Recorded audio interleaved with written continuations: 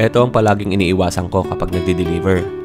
Yung may magpapadeliver na walang down payment, pagkatapos bigla na lang makakancel pag nasa biyahe ka, at minsan hindi na ako binabayaran ng mga sellers para dun sa transportation na biniyahe ko. Pulilan NLEX pa lang ako na nag-message sa akin yung seller na cancel daw ang biyahe dahil hindi sila nagkasundo ng kanyang buyer doon sa price na binigay niya. Kaya nag-decide na lang ako na mag-camping dito sa Porac, Pampanga. 1:22 na ng madaling araw nang dumating ako dito sa Porac, Pampanga. Pagod na rin ako dahil marami akong ginawa nitong araw, kaya naisipan ko mag-camping na lang muna. Kaysa bumalik ako sa amin ng pagod, nagsayang ng gasolina dahil wala naman nangyari sa aking delivery, minabuti ko na pasyalan itong Ilog Kamalig. Ayun, ito na nga. Kaya lang sarado. Alas 10 ng gabi ay sarado ang Ilog Kamalig at mga campers na lang ang pwedeng pumasok. Pagdating ko dito ay nakasarado nga itong Ilog Kamalig. Ayoko na mamang istorbo at kumatok dahil madaling araw na. Alam ko tulog na yung mga bantay dito. Kaya minabuti ko na dito lang ako sa labas magparada at dito na rin ako magpahinga. Kaya lang sarado or late night na. Anong oras na kasi? Anyway, dito ako ngayon sa Ilog Kamalig at madaling araw na ako dumating, kaya lang sarado. Kaya anong oras na ako dumating, so siguro gigilid ko lang muna yung sasakyan dito para hindi ako makaabala, tapos dito na ako matutulog. Ay. Ginising ako ng lamig ng paligid. Tanging agos ng ilog ang iyong maririnig. Huni ng mga ibon at tilawak ng mga manok.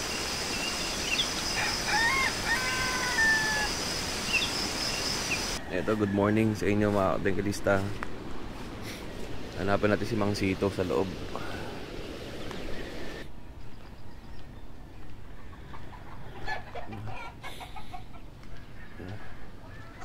Sarado pa. Natanaw ko sa dulo si Mang Sito, kaya aking nilapitan at kinamusta. Napakainit ng pagtanggap sa akin ni Mang Sito. Parang matagal na kami magkakilala, pero ngayon ko pa lang siya na-meet at napapanood sa ibang mga vlogger. Sa Ilog Kamalig kasama ko si Mang Sito. Magandang umaga po. Sarado yung kagabi, yung pintuan nila dito, kaya hindi na ako nang istorbo.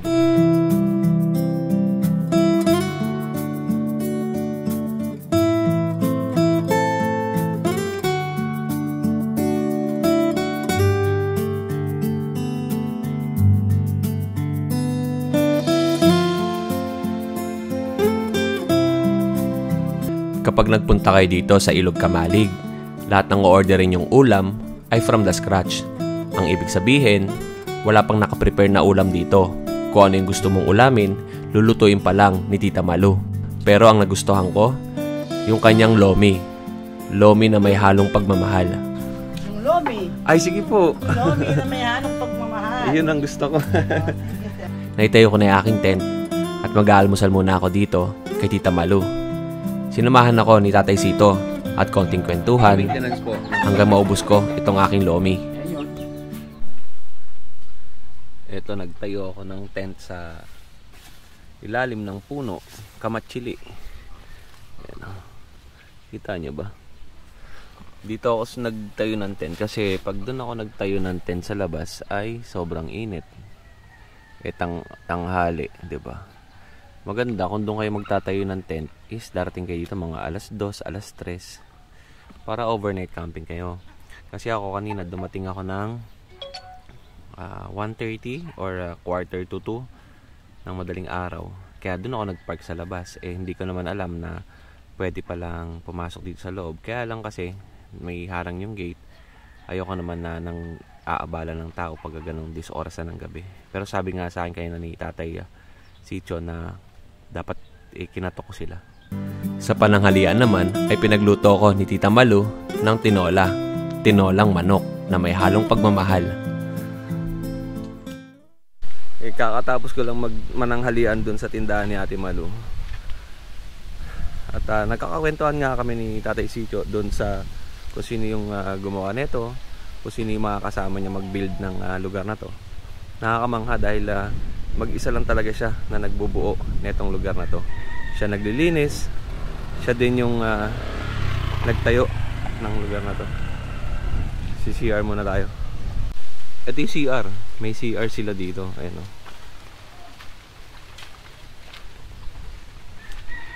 Sa babae, tapos sa lalaki.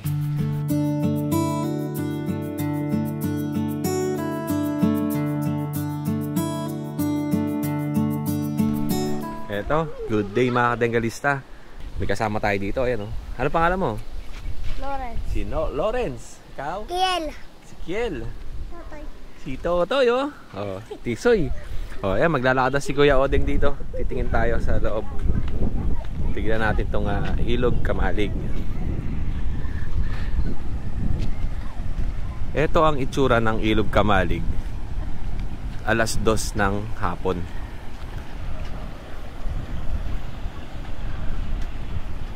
Pagpasok mo pa lang dito, ay bubungad na kagad sa iyo ang paalaala. Nakalagay is alas 10 ng gabi ay sarado ang Ilog Kamalig. At ang mga campers na lang ang pwedeng pumasok. Ibig sabihin na ito mga kadenggalista, katulad kayo ng pagdating ko, ay may harang na yan dito. Pero kung kayo naman ay mga campers, ay pwede kayong kumatok para lumabas si Kuya Sito at pagbubuksan niya kayo ng pinto. Kasi kaya may mga nakalagay na dyan sa harapan na signages ay dahil nga may mga dumadayo dito, mga nagiinuman at saka yung mga nakamotor nga daw na pagka madaling araw ay naaabala yung tulog ng mga nagka-campers. Kaya sinasarado niya to at hindi na nakakapasok yung mga nagbumotor. Kung kayo naman ay nakamotor at nakaparada na kayo sa loob, hindi kayo pa pwedeng magpaandar ng motor pagka alanganing oras na. Hanggang alas 9. Yan, bawal na. Pwede nyo bitbitin yung motor yung papasok, pero kailangan ay itutulak nyo na, hindi nyo na pwedeng paandarin. Pagpasok nyo naman dito sa Ilog Kamalig ay yan, magre-register kayo dyan sa loob. Ito, ganda. Alam nyo ba mga kadenggalista, lahat ng nakikita nyo dito, ayan, ito yung mga nakikita nyo na yan ay si Tatay Sitio lang ang gumagawa. Ayan, ginawa ni Tatay Sitio yan. Pati yung arko doon sa harapan at saka to, siya lang din gumagawa mag-isa, wala siyang katulong. Ayan, ganda dito. Pwede kayong bumaba dyan at maligo. Kel, ligo ka? Si Kel, ikaw ulit, anong pangalan mo? Lawrence. Lawrence, tsaka si Bugoy, Totoy. Totoy Mulak.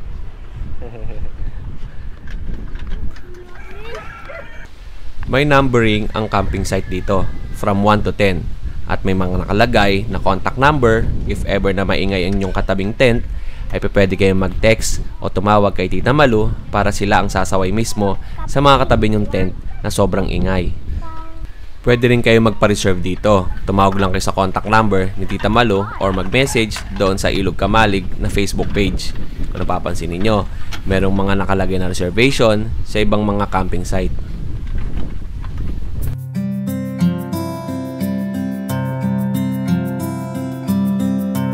Pwede rin kayong sumakay dito at hahatakin ng kalabaw ni Tatay Sito.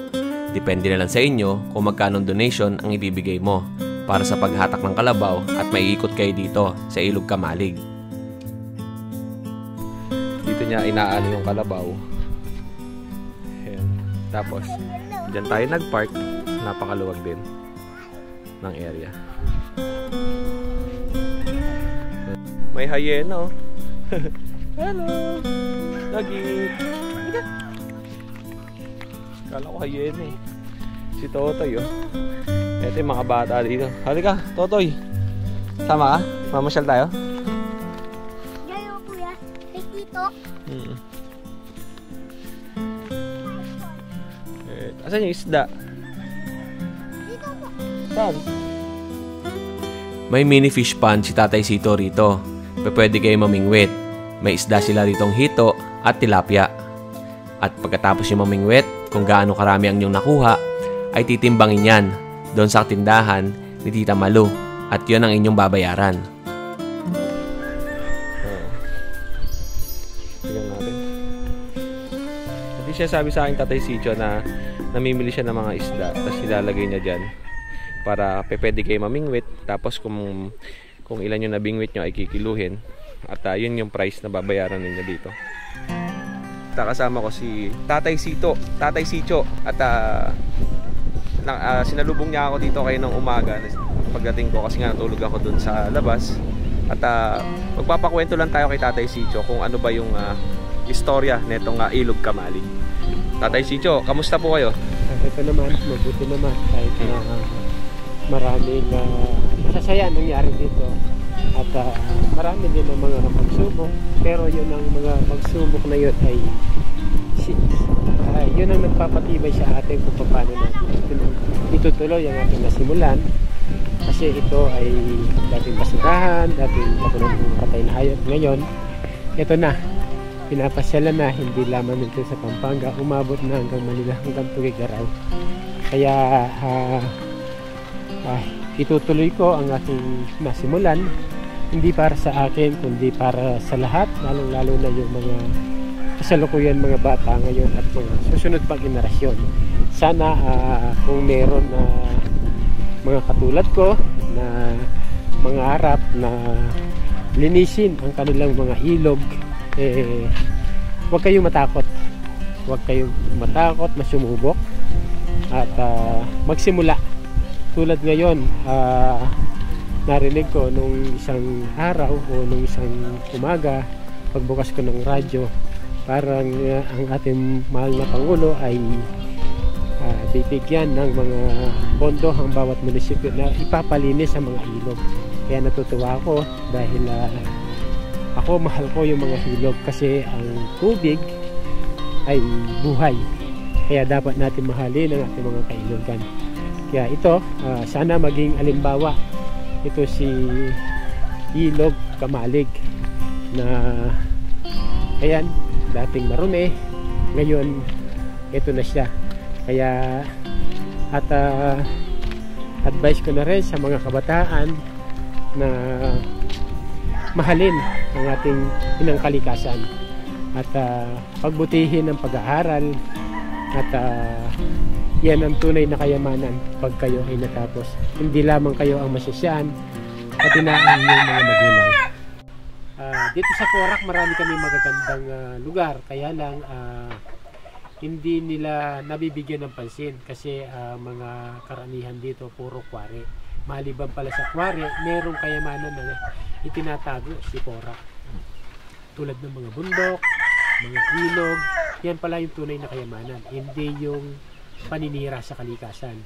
Kaya advice ko sa mga nanunungkulan o mga kabataan na magtanim ng mga puno at ayun, alagaan ang ating kailugan dahil ang mga tubig natin ang nagbibigay buhay sa atin, hindi lamang sa mga tao kundi sa mga hayop, isda at sa mga tinatanim na palay o mga gulay. Kaya kailangan natin na magtanim ng maraming puno, lalo na sa tabing ilog para hindi mamatay, hindi matuyo ang ating mga ilog. Kaya sana itong video ito ay paki-share para marami ang maingganyo na tumulad sa akin. Huwag niyo lang akong tuturaran na hindi nag-aral. Ang tuturaran niyo sa akin kung paano magmahal at alagaan ang ating mga kainugan. Kaya sana marami pang mga katulad ko. Huwag kayong matakot sumubok, huwag kayong matakot madapa. Pag nadapa, kailangan tumayo at tumakbang at magsimula muli para itong ginawa ko sa ilog, ano man ang mga pagsubok na darating sa ilog na to, ay itutuloy ko ito hanggang dulo. Si Tatay Sito ang naglilinis, nag-aayos at nagpapanatili ng kalinisan dito sa Ilog Kamalig. Dito sa Ilog Kamalig, pag ikaw nagpunta, walang bayad ang entrance dito. Wala ring bayad ang pagtatayo ng tent. Ikaw mismo ang magkukusang loob kung magkano ang donation na ibibigay mo. Walang specific na price, walang specific kung magkano ang gusto mong ibigay. Basta galing sa puso para makatulong sa mga taong na namamahala dito at sa mga taong nag-aasikaso at nagpapanatili ng kaayusan sa lugar na ito. Noon ay ilan ng mga tao lang ang pumapasyal dito. Pero ngayon, para na itong paraiso sa mga campers. Dahil iba't ibang mga tao ang nagpupunta rito galing pa sa mga malalayang lugar. Dami mga pagsubok, ang dami mga pangunta. Pero huwag kayo lilingon. Ituloy lang. Para sa akin, yung pangarap ko na malinis yung ilog, natupad na. Kasi bumalik yung naliligo mga bata at hindi lang mga bata, pati na yung mga magulang. Kasi marami nang pumapasyal dito. Dating tapunan ng mga basura at tapunan ng mga patay na hayop itong Ilog Kamalig. Ang Ilog Kamalig o ang salitang Kamalig ay nanggaling sa salitang Kastila kasi itong barangay namin pagmamayari ng mga Sinitas Maril, Cheril, itong barangay namin. Itong area ito, nakagisnan ko na lang tinatawag namin Kamalig at pinagtanong ko sa mga matatanda kung anong ibig sabihin ng Kamalig. Ang Kamalig pala ay isang bodega o imbakan. At itong ilog na to, ang tawag namin noon dito ay balas-balasan. Ang ibig sabihin ay pinumbuhangin. Kaya nung magsadya sa akin ang isang prinsipal, sila Madam Luz Biminda Cunano na gawing pasyalan, dahil ilog siya, tinawag ko siyang Ilog Kamalig. Akala ko parang wala lang. Kumbaga sa isang buto, sa isang tinanim, sa isang lupa na hindi ko masyadong napansin, hindi ko pala namamalayan, unti-unti na lumalaki at namunga na at nakilala na itong ilog na to. Hindi naman kailangan na mamulot ka ng basura para makatulong ka sa paglilinis. Yung lang gawin mo na huwag kang magtapon, malaking bagay na. Kaya kung hindi ka man makakapulot ng mga basura katulad sa ilog, huwag ka lang magtapon ng basura.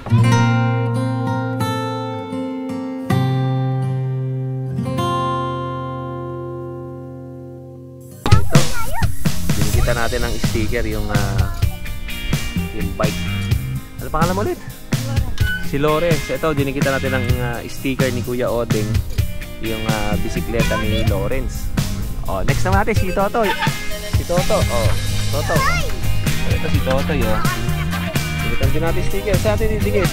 Hindi matatakpan natin to. Matatakpan. Matatakpan si Spider-Man. Ha? Diyan? Dito lang. Tanggalin na rin to. Dito natin tanggalin natin yan.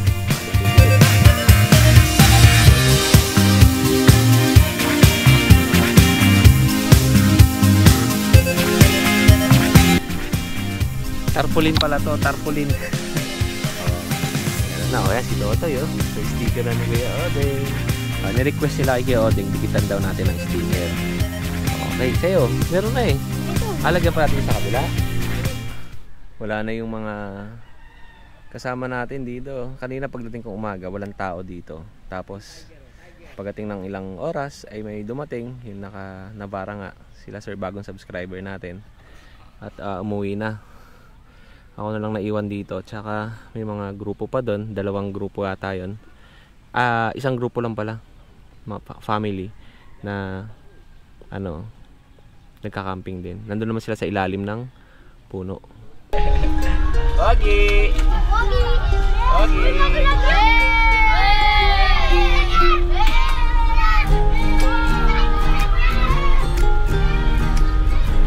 Dahil bata eh. Gilid muna natin. Dahanan natin.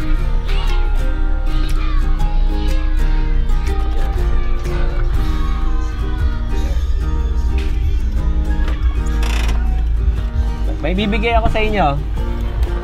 May bibigay ako sa inyo. Ana? Lang kayo. Teka. Happy ka? Happy? Happy! Happy! Wait lang. Ano gusto nyo? Oh, tagi-isa kayo ha. Oh, ikaw muna. Ano yan? Oh, pila kayo, pila. Oh, isa. Oh, pila muna, pila. Oh. Sino pa wala? Oh. Oh. Oh, nice one. Ganda? Oh, sino pa wala? Oh. Oh, good boy kayo. Huwag kayo makikipag-away ha. Oh. Oh, sino pa? Oh, ikaw. Kuha ka isa. Oh, ikaw din. Oh, sino pa wala? Oh. Oh, tagi-isa ha. Oh. Oh, sino pa wala? Oh, ikaw. Oh, mag-aral mabuti ha. Oh, lahat kayo meron na. Oh, happy? Happy? Oh, sige, bye-bye ha. Uwi na si Kuya Odeng. Ito yung mga bata. Binigyan ko ng ano. Ay, wala na. Sticker na lang. Ay, magandang gabi po. Ay, may bata pa.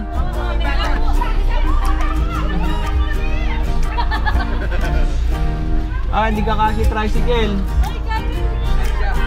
Kasya?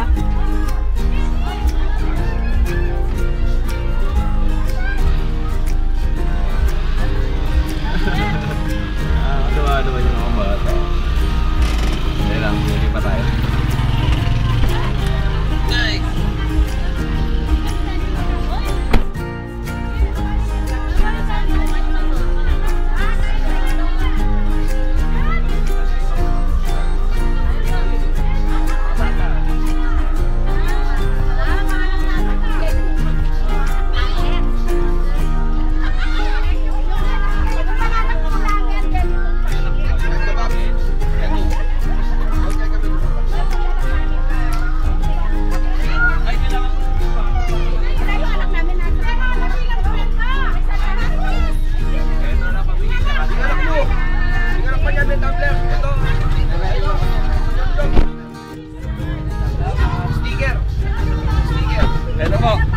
Wait lang. Ay! Wait lang. Oh, sticker. Sa motor. Sticker. May ibang design. Ito lang po eh. Sticker. Sa pa Ay, kuya. salamat po. Wala na po. Sticker. Ay, salamat po. Salamat.